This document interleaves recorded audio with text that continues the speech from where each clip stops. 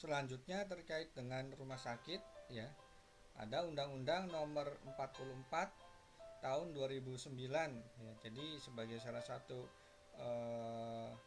upaya untuk menjamin ya setiap orang, ya, hak setiap orang dijamin dalam Undang-Undang Dasar 1945, ya, yang harus diwujudkan untuk meningkatkan derajat kesehatan masyarakat, ya. Salah satunya adalah dengan dikeluarkannya Undang-Undang Nomor 44 Tahun 2009 terkait dengan rumah sakit, ya. Bisa kita lihat, ya, nanti adik-adik bisa dibaca, ya, eh, undang-undang tersebut, ya. Di dalamnya terdapat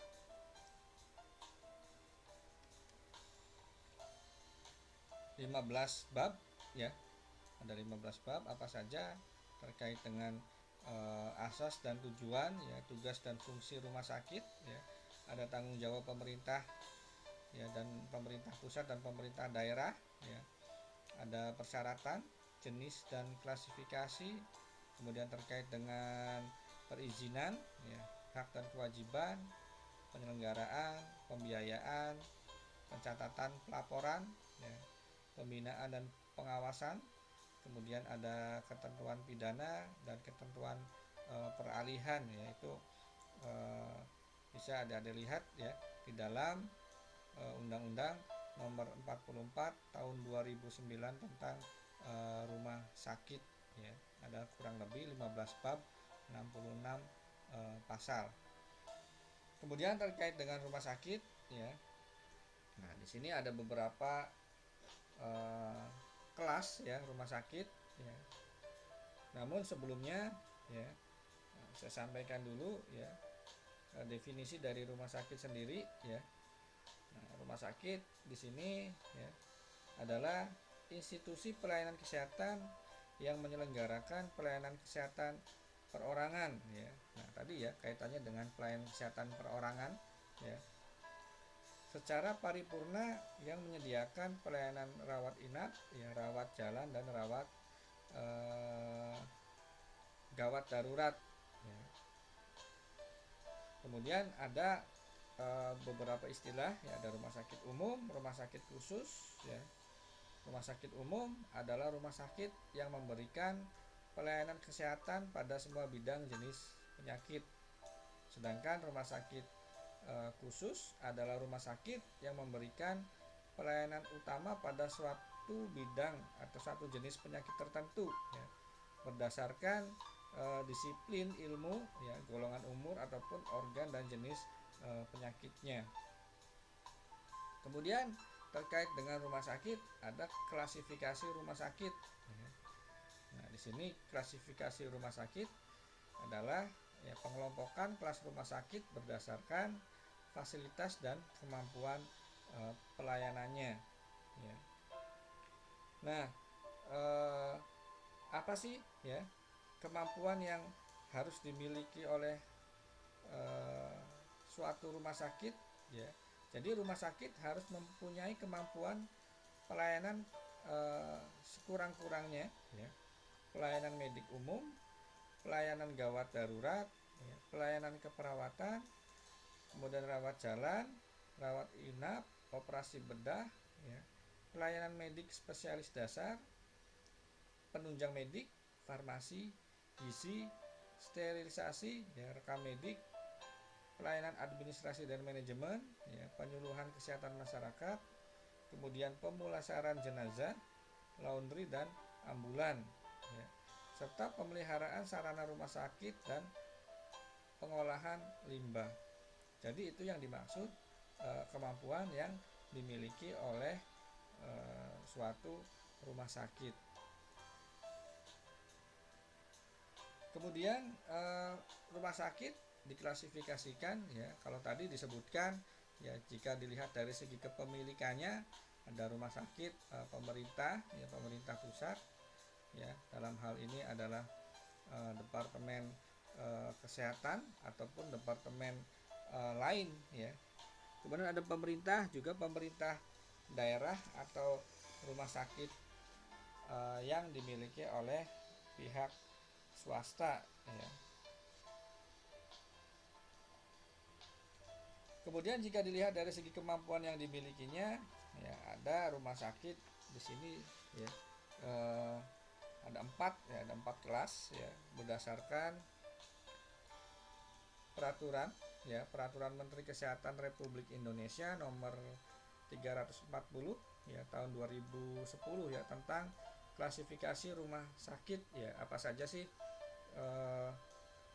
masing-masing klasifikasi tersebut ya. Di sini ada rumah sakit umum kelas A ya, kemudian rumah sakit kelas B atau rumah sakit umum kelas B ya, ada rumah sakit umum kelas C dan rumah sakit umum kelas D.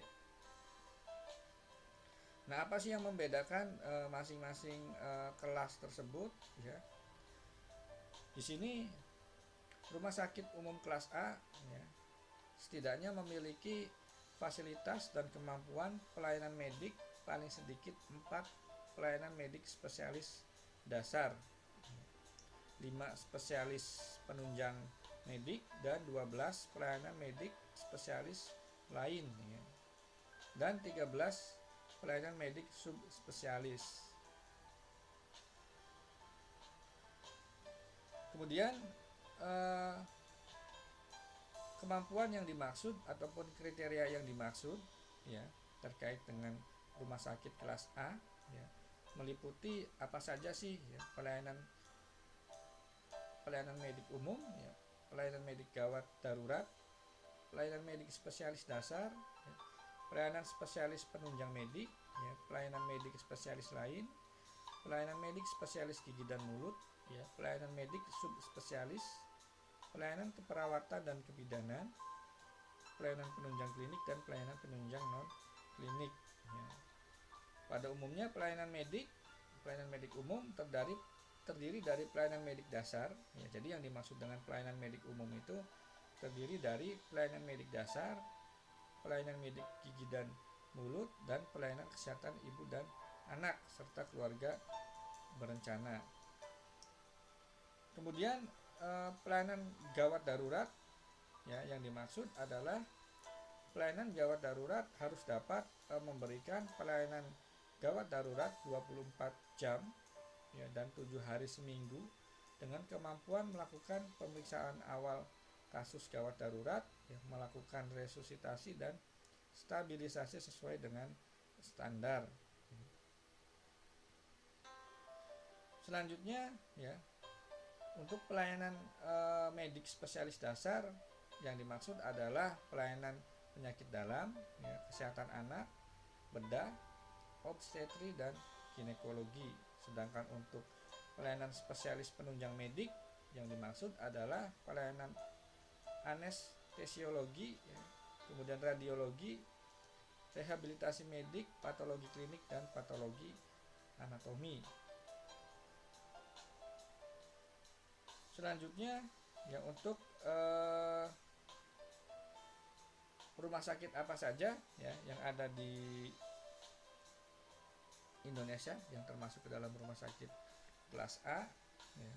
Di antaranya di sini adalah misalnya Rumah Sakit Umum Pusat Nasional ya, RSCM ya, di Jakarta. Ada Rumah Sakit Umum Pusat ya, Hasan Sadikin di Bandung. Kemudian ada Rumah Sakit Daerah Dr. Sutomo ya, Surabaya di Jawa Timur. Kemudian ada Rumah Sakit Pusat Dr. Wahidin Sudirohusodo di Makassar, Sulawesi Selatan. Kemudian rumah sakit dengan kelas B ya, rumah sakit kelas B. Nah, di sini rumah sakit kelas B adalah rumah sakit yang memiliki kemampuan setidaknya ya, disediakan fasilitas dan kemampuan pelayanan medik paling sedikit 4 spesialis dasar, 4 spesialis penunjang medik, dan 8 spesialis lainnya, dan 2 subspesialis dasar.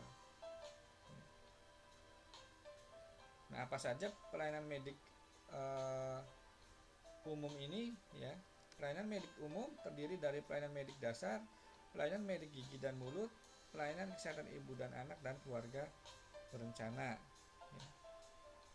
Adik-adik di sini ya yang termasuk ke dalam rumah sakit kelas B ya di Indonesia ada Rumah Sakit Harapan Kita ya di Jakarta ya, ada RSUP Karyadi di Semarang ya, RSUP Sarjito ya di Yogyakarta ya. Kemudian ada Rumah Sakit Umum Daerah di Labuang Baji ya Makassar Sulawesi Selatan. Kemudian rumah sakit kelas C ya di sini apa sih yang membedakan adalah dalam hal kemampuannya ya. Setidaknya harus memiliki fasilitas dan kemampuan pelayanan medik paling sedikit ada 4 pelayanan medis spesialis dasar dan 4 pelayanan medis penunjang medik ya. Di sini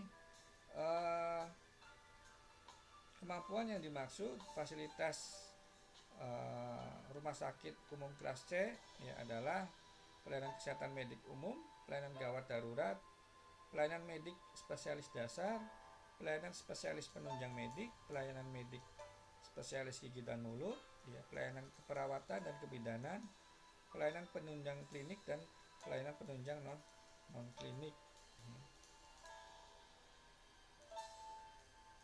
Nah ini contoh rumah sakitnya ya, ada RSUD Sayang di Cianjur, Jawa Barat, Rumah Sakit Jakarta ya di Sleman, ya, kemudian rumah sakit daerah ya di masing-masing kabupaten ataupun kota biasanya sudah memiliki rumah sakit kelas C.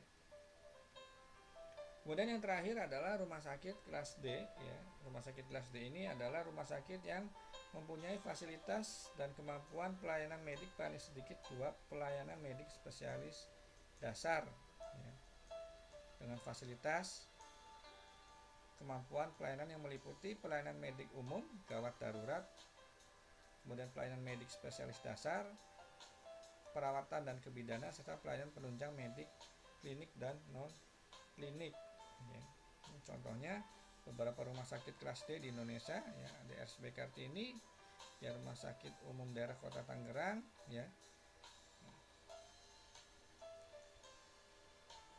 Nah itu adik-adik ya terkait dengan klasifikasi rumah sakit ya, bisa adik-adik baca ya di Peraturan Menteri Kesehatan Republik Indonesia nomor 340 tahun 2010 ya tentang klasifikasi rumah sakit ya. Kemudian terkait dengan rumah sakit sendiri bisa adik-adik baca di Undang-Undang nomor 44 tahun 2009 tentang rumah sakit ya. Kemudian terkait dengan materi yang tadi saya sampaikan ya, adik-adik bisa baca bukunya Ajrul Ajwar ya dengan judul pengantar administrasi kesehatan ya, terkait dengan subsistem pelayanan kesehatan. Mungkin itu saja ya terkait dengan materi yang bisa saya sampaikan hari ini ya. Jangan lupa silakan adik-adik baca lebih lanjut dan buat ringkasannya ya, dikirim ke e-learning ya sesuai dengan waktu yang sudah ditentukan. Terima kasih atas perhatiannya. Saya akhiri. Wassalamualaikum warahmatullahi wabarakatuh.